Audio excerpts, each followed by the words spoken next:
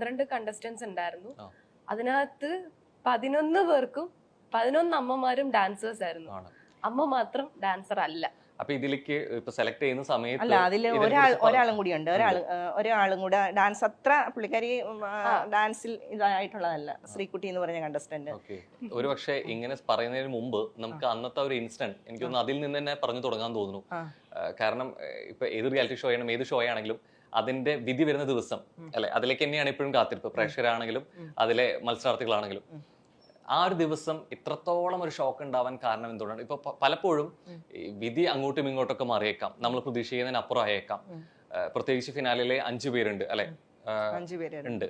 അപ്പോ എങ്ങനെയാണ് നമ്മൾ പ്രതീക്ഷിച്ചൊരു സ്ഥാനമില്ലാത്തതായതുകൊണ്ടാണോ അതോ അതിന് യോഗ്യത ഇല്ലാത്തവർക്ക് അത് കൊടുത്തോണോ? ഏതാണ് ഏറ്റവും കൂടുതൽ ഷോക്ക് ആക്കിയത്? എന്താ നിങ്ങളെ? എന്നെ ഏറ്റവും കൂടുതൽ ഷോക്ക് ആക്കിയത് ഞങ്ങളെ രണ്ടുപേരെയും. കാരണം 5ാം സ്ഥാനം നമ്മള് ലാസ്റ്റിലൊരു 3 പെർഫോമൻസ് ആയിരുന്നു ഫൈനലിൽ വേണമെന്ന് പറഞ്ഞത്. ഒന്ന് ഒരു ഗ്രൂപ്പ് ഡാൻസ്, 10 പേരെ വെച്ചിട്ട് ഒരു ഗ്രൂപ്പ് ഡാൻസ്, പിന്നെ അമ്മയും മകളുമായിട്ടൊരു പെർഫോമൻസ്, പിന്നെ ഒരു റാംബോ ഓപ്പ് ഉണ്ടെന്ന് പറഞ്ഞു, പിന്നെ അതിൻ്റെ കൂടെ തന്നെ ഒരു ആറ്റിറ്റ്യൂഡ് ക്വസ്റ്റ്യൻ ചോദിക്കുന്ന ഒരു റൗണ്ട്, ഇത്രയുണ്ടെന്ന് പറഞ്ഞു. അപ്പോൾ ഇതെല്ലാം കഴിഞ്ഞിട്ട് ഞങ്ങൾ നിൽക്കുവാണ്. ഞാൻ ആകെ ടയേർഡായിട്ട് നിൽക്കുക. കാരണം ഈ റാംബോ ഒക്കൊന്നും ഞാൻ ചെയ്തിട്ടില്ലാത്ത ഒരാളാണ്. ഞാൻ വീടിനകത്ത് ഒതുങ്ങിക്കൂടി ഇപ്പോൾ ഒരു 2 വർഷമായുള്ളൂ ഞാൻ ഈ അഭിനയം എന്നുള്ള ഇഷ്ടം കൊണ്ട് അഭിനയം എന്നുള്ള ഒരു ഫീൽഡിൽ വന്നത് 2 വർഷം. അതുവരെ ഞാൻ എൻ്റെ മോളുടെ കൂടെ അവളുടെ അമ്മയായിട്ട് ഇങ്ങനെ പുറകെ നടക്കുന്ന ഒരാളാണ്. ഇതിനെക്കുറിച്ചൊന്നും ഈ ലോകത്തെ എനിക്ക് അറിയില്ല ഇങ്ങനത്തുള്ള കാര്യങ്ങൾ. പക്ഷെ ഇതിനു വേണ്ടിയിട്ട് അവർ ഗ്രൂമിങ് ഒരു തലേദിവസം രാത്രിയിൽ നടക്കാൻ പഠിപ്പിച്ചു. ഹൈ ഹീൽഡ് ചെരുപ്പിടണമെന്ന് പറഞ്ഞു. ഞാൻ അങ്ങനെയൊന്നും നടന്നിട്ടില്ലാത്ത ഒരാളാണ്. പക്ഷെ ചെരുപ്പൊക്കെ ഞാൻ മേടിച്ചിട്ടു, അതിനുള്ള ഡ്രസ്സ്, ഹെവി ആയിട്ടുള്ള ഡ്രസ്സ് ഇതൊക്കെ ഇട്ടിട്ട് റാം വോക്കൊക്കെ ചെയ്ത് ഞാൻ ആകെ ക്ഷീണിച്ച് നിൽക്കുവാണ് വന്ന്. അപ്പോഴാണ് ആദ്യം 4-5 സ്ഥാനം. അപ്പം നമ്മൾ അതിന് മുന്നേ തന്നെ കുറേ നാൾ കൊണ്ട് കുറേ ആൾക്കാർ ഇത് സ്ഥിരമായിട്ട് കാണുന്ന കുറേ ആൾക്കാരുണ്ട്. അപ്പോൾ അവർ നമ്മളോട് പറയും നിങ്ങൾക്ക് തന്നെയാണ് ഫസ്റ്റ്. എന്നെ ഫോൺ ചെയ്തിട്ട് പറയും നിങ്ങൾക്ക് തന്നെയാണ് ഫസ്റ്റ്, ഒന്നും നോക്കണ്ട. ഇതിനകത്തുള്ള ക്രൂ മെമ്പേഴ്സ്, നമ്മുടെ ഈ അമൃത ചാനലിലെ ക്രൂ മെമ്പേഴ്സ് പേഴ്സണലായിട്ട് മെസ്സേജ് അയച്ചിട്ടുണ്ട് നിങ്ങൾക്ക് തന്നെയായിരിക്കും ഫസ്റ്റ്. നമ്മൾ ഈ സ്റ്റേജിൽ പെർഫോമൻസ് കഴിയുമ്പോഴും നമ്മളോട് പറയുന്നു, ചാനലിലുള്ള ആൾക്കാർ തന്നെ നമ്മളോട് പറയുന്നത് നിങ്ങളെന്തോ നോക്കാനെ കൊണ്ടാ നിങ്ങൾക്കായിരിക്കും ഫസ്റ്റ്. അങ്ങനെയുള്ള ഒരു പ്രതീക്ഷയിൽ നിൽക്കുക. ഈ പ്രേക്ഷകർ അഭിപ്രായങ്ങൾ അറിയിക്കാറുണ്ട്, ഇപ്പൊ മെസ്സേജിലൂടെ കോളിലൂടെ ആണെങ്കിലും. ഈ പ്രേക്ഷകർ പറഞ്ഞ അഭിപ്രായത്തിലാണോ ഈ പ്രതീക്ഷ വന്നതോ നിങ്ങൾക്ക് നമ്മള് ഓരോ പെർഫോമൻസിനും നമ്മൾ അതുപോലെ എഫേർട്ട് ഇട്ടു, നല്ല കമന്റ്സ് പറയുന്നുണ്ട്, എല്ലാം ഉണ്ട്. ഈ ഗ്രാൻഡ് ഫിനാലയിലെ 3 പെർഫോമൻസ് ചെയ്തു. അപ്പൊ നമുക്ക് സ്വന്തമായിട്ടൊരു ജഡ്ജ്മെന്റ് ഉണ്ടാവുമല്ലോ. അപ്പൊ നമ്മളുടെ വിശ്വാസം ഓക്കെ, ഇത് നല്ലതായിരുന്നു, നല്ല പെർഫോമൻസ് ആയിരുന്നു. ഇത് മാത്രമല്ല നോക്കുന്നത്, ഇതിന് മുന്നേ ഈ ഒരു 1 ഇയർ ആയിട്ട് നമ്മൾ ചെയ്തുകൊണ്ടിരുന്ന കാര്യങ്ങളെല്ലാം നോക്കിയിട്ടായിരിക്കും ജഡ്ജ്മെന്റ് എന്നാണ് നമ്മൾ വിശ്വസിച്ചിരിക്കുന്നത്.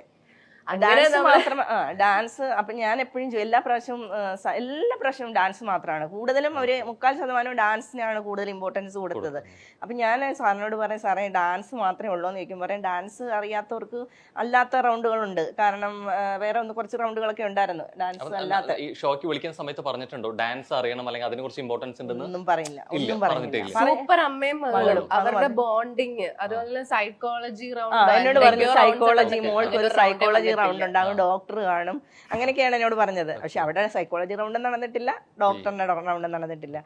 അപ്പൊ ഞങ്ങള് പിന്നെ എന്താ ഈ 3 റൗണ്ട്സിൽ ഒരെണ്ണം നമുക്ക് എന്ത് വേണമെങ്കിലും ചെയ്യാമെന്നായിരുന്നു പറഞ്ഞത്, ഒരു സിഗ്നേച്ചർ റൗണ്ട് പോലെ. അപ്പൊ ബാക്കിയുള്ള 4 കണ്ടസ്റ്റൻസും ഡാൻസ് ചെയ്തപ്പോ നമ്മൾ അതിനകത്തുനിന്ന് വെറൈറ്റി ആയിട്ട് സോപാന സംഗീതം അതിന്റെ കൂടെ. അത് 2 ആഴ്ച കൊണ്ട് അവള് പഠിച്ചിട്ടില്ല, സോപാന സംഗീതം പഠിച്ചിട്ടില്ല. നമ്മളുടെ അടുത്ത് തന്നെയുള്ള ഒരു ആശാനോട് ചോദിച്ചപ്പോൾ അവളോട് നോക്കട്ടെന്ന് പറഞ്ഞു. അവള് പെട്ടെന്ന് തന്നെ അത് പഠിച്ചെടുക്കുന്നതുകൊണ്ട് വേഗം തന്നെ പഠിച്ചു. 2 ആഴ്ച കൊണ്ട് ആ സോപാന സംഗീതത്തിന്റെ ആ കൊട്ട് പഠിക്കണമെങ്കിൽ കുറേ മാസങ്ങൾ പിടിക്കല്ലോ, 1 വർഷമൊക്കെ പിടിക്കും. പക്ഷെ 2 ആഴ്ച കൊണ്ട് അവളത് പഠിച്ചിട്ട് ഞാനും അവളും കൂടെ ബാത്റൂമിൽ പോലും പാടാത്ത ആളാണ് ഞാൻ. എന്നിട്ട് ഞാൻ ഇതിനു വേണ്ടി കഷ്ടപ്പെട്ട് അത് പഠിച്ച് അതിന്റെ പാട്ടും പഠിച്ച് അതിന്റെ കൂടെ തന്നെ ഞങ്ങളൊരു സ്കിറ്റ്. ബാക്കിയുള്ള 4 കണ്ടസ്റ്റൻസിൽ നിന്നും വെറൈറ്റി പെർഫോമൻസ് നമ്മൾ ചെയ്തു എന്നായിരുന്നു നമ്മുടെ വിശ്വാസം. കണ്ടിരുന്ന നമ്മള് ചെയ്ത് കഴിഞ്ഞിട്ട് പുറത്തിറങ്ങിയപ്പോഴും നേരത്തെ ഉണ്ടായിരുന്ന കണ്ടസ്റ്റൻസ് ഒക്കെ അവിടെ ഉണ്ടായിരുന്നു. അവര് പറഞ്ഞു നിങ്ങൾ സൂപ്പർ ആയിരുന്നു. ബാക്കിയുള്ള അവര് പറയാ, ഞാൻ ഇറങ്ങി ചെന്നപ്പോ ഒരാളുടെ കണ്ണിൽ കൂടെ കണ്ണുനീര് വരുന്നുണ്ട്. അപ്പൊ എന്നോട് പറഞ്ഞത് ഇതെന്റെ കരഞ്ഞ് എന്ന് വെച്ചാൽ ചിരിച്ചിരിച്ച് കരഞ്ഞിട്ട് കണ്ണുനീര് വന്നത് മാറുന്നില്ല എന്ന് പറഞ്ഞിട്ട് അങ്ങനെ വരെ നമ്മളോട് പറഞ്ഞു. എല്ലാവരും പറഞ്ഞു നിങ്ങളുടെ വെറൈറ്റി പെർഫോമൻസ് ആയിരുന്നു, ബാക്കിയുള്ളവരുടെ ഡാൻസ് അല്ലേ, നിങ്ങൾ വെറൈറ്റി കൊണ്ടുവന്നു. അപ്പോഴും നമ്മൾ പ്രതീക്ഷയിലിരിക്കോ കുറെ കൂടെ പ്രതീക്ഷ കൂടി. പ്രതീക്ഷ കൂടി. കാരണം നമ്മൾ ഈ ഒരു ഇതെന്ന് പറഞ്ഞു കഴിഞ്ഞാൽ സൂപ്പർ അമ്മയും മകളും എന്നുള്ള ഒരു പ്രോഗ്രാമാണ്. അപ്പൊ അത് ലാസ്റ്റിൽ എല്ലാവരും ചെയ്തത് ഡാൻസാ. നമ്മൾ ഈ ഒരു വർഷം കിടന്ന് കഷ്ടപ്പെട്ട് ചെയ്തതും ഈ ഫൈനലി ചെയ്തതുമായിട്ട് ഒന്നും അല്ലാണ്ടായി പോയില്ലേ. കാരണം അവര് പറയുന്നത് ഫൈനലിലെ പെർഫോമൻസ് മാത്രമേ നോക്കിയുള്ളൂ, വാവ് ഫാക്ടർ മാത്രമേ നോക്കിയിട്ടുള്ളൂ. സാധാരണ രീതിയിൽ ഇപ്പോ ഫിനാലെ ഒന്നും നടക്കുന്നുണ്ടെങ്കിൽ പോലും അതുവരെയുള്ള പെർഫോമൻസ് എങ്ങനെയാണെന്നുള്ളതും അല്ലെങ്കിൽ അതിന്റെ അടിസ്ഥാനത്തിൽ കൂടി ആയിരിക്കുമല്ലോ ഒരു അങ്ങനെയല്ലേ വേണ്ടിയേ. കാരണം ആ ഫൈനൽ എന്നാ പിന്നെ ഫൈനൽ ആദ്യമേ കൊണ്ടുവച്ചാ പോരായിരുന്നു അല്ലേ? ഫൈനൽ ആദ്യമേ കൊണ്ടുവച്ചിട്ട് ഡാൻസ് കളിച്ചവർക്ക് പ്രൈസ് കൊടുത്തങ്ങ് വിട്ടാൽ പോരായിരുന്നു. ഈ ഒരു വർഷം ഞങ്ങളെയൊക്കെ ഇട്ടിട്ട് എനിക്ക് സങ്കടം എന്താണെന്നറിയാമോ, ഞങ്ങളെ കോമാളികളായിട്ടാണ് കണ്ടത്. വെറും കോമാളി. നമ്മൾ ഈ സർക്കസിനകത്തൊക്കെ ബഫൂൺസ് ഉണ്ടല്ലോ എന്ന് വെച്ചാൽ കോമാളികൾ. അവരെന്താണ് ചെയ്യുന്നത്? നമ്മളെ എന്റർടൈൻമെന്റ് ചെയ്യിപ്പിക്കുന്നു, ഇരിക്കുന്നവരെ അല്ല, പ്രത്യേകിച്ചൊന്നും അങ്ങനെ ചെയ്യുന്നില്ല. അവരെ നമ്മളെ ചിരിപ്പിക്കുന്നു. ശരിക്കും ഞങ്ങൾ അതായിരുന്നു. ഇപ്പൊ ഞങ്ങൾ 5ാം സ്ഥാനത്ത് നിന്ന് ഒഴിവാക്കിയപ്പോൾ എനിക്ക് കറക്റ്റ് മനസ്സിലായി ഞങ്ങളൊരു കോമാളികളായിരുന്നു. കാരണം സാസിക അത് പറയുന്നുണ്ട്, ഇവർ കോമഡി കാണിച്ച് എല്ലാവരെയും ചിരിപ്പിക്കുമായിരുന്നു. ഞങ്ങൾക്ക് ഞങ്ങളുടെ കയ്യിൽ നിന്നുള്ള കണ്ടന്റുകൾ അവർക്ക് വേണമായിരുന്നു, കോമാളിത്തരങ്ങൾ വേണമായിരുന്നു, എന്റെ സങ്കടം വേണമായിരുന്നു. ഞാൻ പെട്ടെന്ന് ഇമോഷണൽ ആകുന്ന ഒരാളാണ്, ഞാൻ കരയും, എനിക്ക് അവർ എന്തെങ്കിലും കാര്യമുണ്ട്, അതൊക്കെ അവരെടുത്തിട്ട് അവർ റീച്ച് കൂട്ടി. ഈ ഇപ്പോ അവിടെ വന്ന് ഫിനാലിന്റെ അന്ന് നിൽക്കുമ്പോൾ ഈ പറഞ്ഞ മാതിരി അൺപ്രഡിക്റ്റബിൾ ആണ് എന്ത് പറയാൻ പോകുന്നു എന്നുള്ളത്, ആര് വിന്നർ ആവുന്നു എന്നുള്ളത്. പല തീരുമാനങ്ങളും ഒക്കെ മാറ്റം വന്നേക്കാം.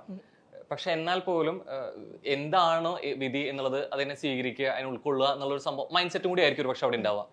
എന്നിട്ട് പോലും അല്ലെങ്കിൽ ഇത്ര വലിയൊരു റിയാലിറ്റി ഷോ ആയിട്ട് പോലും പെട്ടെന്നൊരു വിധി വന്നപ്പോൾ മറ്റൊന്നും ചിന്തിക്കാതെ ഇറങ്ങി പോവാൻ പ്രേരിപ്പിക്കുന്ന ഒരു ഘടകമായിരുന്നു. പെട്ടെന്ന് ഓൾ ഓഫ് സഡൻ ഒന്നും ചിന്തിക്കാതെ ഇറങ്ങി പോവാം, അതിനെ എതിർത്ത് നിൽക്കുക എന്നുള്ളത്. കാരണം അതിന് ശേഷം ഉണ്ടാവാൻ പോകുന്ന കാര്യങ്ങൾ, സ്റ്റേജിനെ കുറിച്ചോ ഫേസ് ചെയ്യേണ്ട കാര്യങ്ങളെ കുറിച്ചോ ഒന്നും ഓർക്കാതെ അങ്ങനെ ഒരു തീരുമാനത്തിലേക്ക് എത്തായിരുന്നു. അവിടാണ് ശരിക്കും പറഞ്ഞു കഴിഞ്ഞാൽ സൂപ്പർ അമ്മയും മകളും തമ്മിലുള്ള ഒരു ബോണ്ടിങ് എന്ന് പറയുന്നത്. ഞങ്ങൾ തമ്മിൽ അവിടെ സംസാരിച്ചില്ല, ജസ്റ്റ് ഒരു നോട്ടം. ആ നോട്ടത്തിൽ തന്നെ ഞങ്ങൾക്ക് രണ്ടുപേർക്കും കാര്യം മനസ്സിലായി. ചിലപ്പോ എനിക്ക് മേടിക്കണമെന്നുണ്ടായിരിക്കാം, അവൾക്ക് മേടിക്കണ്ടെന്നായിരിക്കാം, ചിലപ്പോ തിരിച്ചു ആകാം. അല്ലെങ്കിൽ അവള് വെളിയിൽ ഇറങ്ങിയിട്ട് എന്നോട് പറയാം അമ്മ എന്താ മേടിക്കാഞ്ഞത്, എനിക്ക് മേടിക്കണം. പക്ഷെ ഞങ്ങൾ രണ്ടുപേരും കൂടെ ഒരു നോട്ടം നോക്കിയതേ ഉള്ളൂ. അനൗൺസ് ചെയ്യുകയും ഞങ്ങൾ രണ്ടും ഷോക്ക് എന്ന് പറഞ്ഞാൽ അമ്മാതിരി ഷോക്കായിപ്പോയി. കാര്യം ഇത്രയും നാളും നമ്മൾ കഷ്ടപ്പെട്ടത് വെറുതെ ആയി പോയോ, അല്ലെങ്കിൽ നമ്മുടെ കയ്യിൽ നിന്ന് ഒരുപാട് പൈസ ഇതിനു വേണ്ടിയിട്ട് മുടക്കിയിട്ടുണ്ട്, അതൊക്കെ വെറുതെ. 3 ലക്ഷം രൂപയാണ് ഇതിന്റെ ഫസ്റ്റ് പ്രൈസ് എന്ന് പറഞ്ഞ്. ഞങ്ങൾക്ക് 6.5 ലക്ഷം രൂപ ഒരു വർഷം കൊണ്ട് ഞങ്ങൾ. അപ്പൊ ഈ ഇത്രയും രൂപ 3 ലക്ഷത്തിന് വേണ്ടിയിട്ട് ഒരു 6.5 ലക്ഷം ചിലപ്പോ എനിക്കായിരിക്കും കുറവ്, മറ്റുള്ള അമ്മമാർക്ക് അതിലും കൂടുതലായിട്ടുണ്ടെങ്കിലേ ഉള്ളൂ. അങ്ങനെയുള്ള കുറെ വിഡ്ഢികളാണ് ഞങ്ങൾ ഇത്രയും ഒരു 3 ലക്ഷം രൂപയ്ക്ക്. അപ്പൊ അങ്ങനെ നിക്കണ ടൈമില് ഞങ്ങൾ എന്തൊരു നോട്ടം നോക്കി ഞങ്ങളോട് പറഞ്ഞു ഫ്രണ്ടിലോട്ട് കയറി നിൽക്കാം. അപ്പോഴും നമ്മൾ വിചാരിക്കുന്നു ഇവര് നമ്മളെ പ്രാങ്ക് ചെയ്യുമായിരിക്കും, ചിലപ്പോ ആദ്യം തന്നെ ഫസ്റ്റ് ആയിരിക്കും. എന്റെ മൈൻഡ് എന്റെ മൈൻഡ് ഞാൻ വേറെ ഒന്നും കാണുന്നില്ല. അയ്യോ സാസിക പിന്നെ വിളിച്ചിങ്ങനെ കാണിക്കുന്നു, അതിനകത്ത് ഇവര് വെറുതെ നമ്മളൊരു പ്രാങ്കിന് വേണ്ടിയിട്ട്. അപ്പോഴും ഞാൻ അതിന്റെ ഒരു റിയൽ ആയിട്ട് ചിന്തിക്കുന്നില്ല 5ാം സ്ഥാനം തന്നെയാണെന്ന്. അപ്പൊ നിന്ന് അപ്പോഴത്തേക്ക് ട്രോഫി എടുക്കാൻ പോയി. പിന്നെ സാസിയെ കൊണ്ടുവന്ന് ശ്വേതാജിയിലോട്ട് ട്രോഫി കൊടുത്ത്, ട്രോഫി മാത്രം, കയ്യിൽ വേറെ ഒരു ഇതും ഇല്ല, അല്ലെങ്കിൽ ഒരു ക്യാഷ് പ്രൈസോ അങ്ങനെയുള്ള ഒന്നുമില്ല, ട്രോഫി മാത്രം. അപ്പൊ ഞാൻ ഇവളെ ഇങ്ങനെ ഒന്ന് നോക്കിയപ്പം ഞങ്ങൾ രണ്ടുപേരുടെയും കണ്ണുകൊണ്ട്, അതാണ് ഒരു ബോണ്ടിങ് എന്ന് പറയുന്നത്. കണ്ണുകൊണ്ട് വേണ്ട, കാരണം ഈ ഒരു വർഷമായിട്ട് ഞങ്ങൾ കിടന്ന് കഷ്ടപ്പെട്ടു ആ ഒരു ചാനലിൽ. എനിക്ക് ഒത്തിരി എന്താ പറയുന്നേ, എനിക്ക് 48 വയസ്സ് പ്രായമുള്ള ആളാണ് ഞാൻ. ഇതിന് വേണ്ടിയിട്ടുള്ള എഫേർട്ട് എൻ്റെ ജീവിതത്തിന് ഞാൻ ഇത്രയും നാളെടുത്തില്ല. എൻ്റെ കാലിന് മുട്ടിനൊക്കെ പ്രശ്നമുള്ള, ഡാൻസ് കളിക്കാനൊക്കെ കൊണ്ടറിയാത്ത ഞാൻ ഡാൻസ് കളിച്ചു. കഥാപ്രസംഗം പറയാനറിയാത്ത ഞങ്ങൾ രണ്ടുപേരും കൂടെ കഷ്ടപ്പെട്ട് കഥാപ്രസംഗം പറഞ്ഞു, സ്കിറ്റുകൾ ചെയ്തു, ഔട്ട്ഡോർ ടാസ്കിന് കരമന മാർക്കറ്റിൽ പോയി പച്ചക്കറി കച്ചവടം, തെരുവിൽ നിന്ന് പച്ചക്കറി കച്ചവടം ചെയ്തു. ഇതൊക്കെ ഒത്തിരി എഫേർട്ട് എടുത്തിട്ട് ഞങ്ങൾ നാണം കെട്ടൊക്കെ അങ്ങനെ കുറേ കാര്യങ്ങൾ ചെയ്തു. കാരണം നമുക്ക് ഇതിനകത്ത് വിജയിക്കണം, അല്ലെ അങ്ങനെ ഒരു സംഭവം ഉള്ളത് കൊണ്ടാണ് ഇത്രയും പരസ്പരം സംസാരിക്കാതെ ഉണ്ടായ, അല്ലെങ്കിൽ പറയാതെ തന്നെ വാക്കുകളിൽ ഇല്ലാതെ മനസ്സിലാക്കിയ കാര്യം കൂടിയാണ് ഇറങ്ങി പോകുന്നു എന്നുള്ളത്. പക്ഷെ അത് കഴിഞ്ഞിട്ടായിരിക്കും പലപ്പോഴും നമ്മൾ കുറെ കാര്യങ്ങൾ റിയലൈസ് ചെയ്യുക, തിരിച്ചറിയുന്ന ഒരു മൊമെന്റ് ഇതൊക്കെ കഴിഞ്ഞിട്ട് പിന്നീട് നോക്കുമ്പോഴായിരിക്കും അവിടെ വന്ന് പോകുന്ന, അവിടെ കണ്ട പ്രേക്ഷകരോ അല്ലെങ്കിൽ ബാക്കിയുള്ളവരോ എന്തായിരിക്കും നിങ്ങളെ കുറിച്ച് സംസാരിക്കാനെ കുറിച്ച് ചിന്തിച്ചിട്ടുണ്ടോ? നിങ്ങൾ സപ്പോർട്ട് ചെയ്തിട്ടായിരിക്കോ, അത് എഗെയിൻസ്റ്റ് ആയിരിക്കും? ആരും സംസാരിച്ചിട്ടില്ല, എല്ലാരും നമ്മളെ സപ്പോർട്ട് ചെയ്തതേ ഉള്ളൂ, നമ്മളെ ചേർത്ത് പിടിച്ചേ ഉള്ളൂ. പക്ഷെ അവിടെ ഫ്ലോറിൽ നടന്നത് വേറെ സംഭവങ്ങളായിരുന്നു. ഞാൻ ഇത് വേണ്ടാന്ന് പറഞ്ഞപ്പോ ഞങ്ങൾ രണ്ടുപേരും കൂടെ കൈ കൊണ്ട് കാണിച്ചു, വേണ്ട ഇങ്ങനെ കാണിച്ച് അപ്പം ഞാൻ പറഞ്ഞു, അപ്പം ശ്വേതാജിക്ക് പെട്ടെന്ന് അത് എന്തോ വിഷമം തോന്നിയിട്ടുണ്ട്. അപ്പം ഞാനിങ്ങനെ കാണിച്ചു കഴിഞ്ഞപ്പോഴത്തേക്ക് ഞാൻ പറഞ്ഞു എനിക്ക് സംസാരിക്കണം, കാരണം നമ്മൾ വേണ്ടാത്തതിന് കാരണം പറയണമല്ലോ.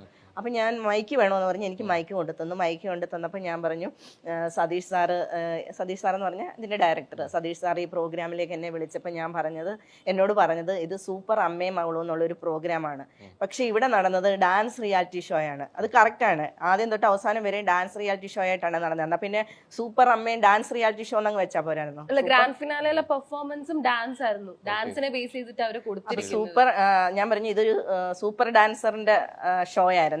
അപ്പൊ അതിനകത്ത് എനിക്ക് ഡാൻസ് അറിയാത്ത ഒരാളാണ്, ഞാൻ ഡാൻസ് അറിയാത്ത ഒരാള് ഈ ട്രോഫിക്ക് അർഹയല്ല, അതുകൊണ്ടാണ് ഞാനിത് മേടിക്കാത്തതിന്റെ കാരണം എന്ന് പറഞ്ഞിട്ടാണ് ഞാൻ അവിടെ നിന്ന് ഇറങ്ങിപ്പോയി. വേറെ അവരെ ചീത്ത വിളിച്ചിട്ടില്ല, ശ്വേതാജിയായി ഒന്നും പറഞ്ഞിട്ടില്ല, സ്വാസിയോടൊന്നും പറഞ്ഞിട്ടില്ല, ചാനലിനെതിരെ പറഞ്ഞിട്ടില്ല. എന്റെ നിലപാട് പറഞ്ഞു, ഞാൻ മേടിക്കാത്തതിന്റെ കാരണം അത് ഞാൻ പറഞ്ഞു. കാരണം അത് അവരെനിക്ക് വെച്ച് നീട്ടുന്ന ഒരു ട്രോഫിക്ക് എനിക്ക് നിരസിക്കാനുള്ള ഇതുണ്ടല്ലോ, എനിക്ക് വേണ്ടാന്ന് വെക്കാനുള്ള ഒരു അവകാശം എനിക്കുണ്ട്. ഓസ്കാർ വരെ ആൾക്കാർ വേണ്ടെന്ന് വെക്കുന്നു ഇല്ലേ, അപ്പൊ അതിന് നെഗറ്റീവായിട്ട് പറഞ്ഞതായിരിക്കാം ചാനലിൽ അത് അഭിപ്രായം കൃത്യമായിട്ട് രേഖപ്പെടുത്തിയിട്ടുണ്ട്.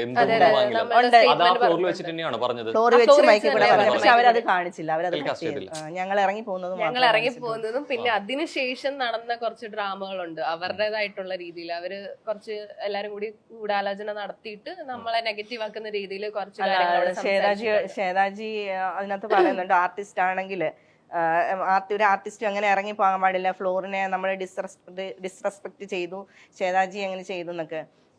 പക്ഷെ ഞാനിപ്പോൾ ഈ ഷോ ശ്വേതാജി കാണുമായിരിക്കാം, കണ്ടിട്ടുണ്ടെങ്കിൽ ഞാനും എൻ്റെ മോളും ആദ്യമേ തന്നെ പറയുന്നു ശ്വേതാജിയോട് ഞങ്ങൾ ഒത്തിരി ഒരു സോറി പറയുന്നു.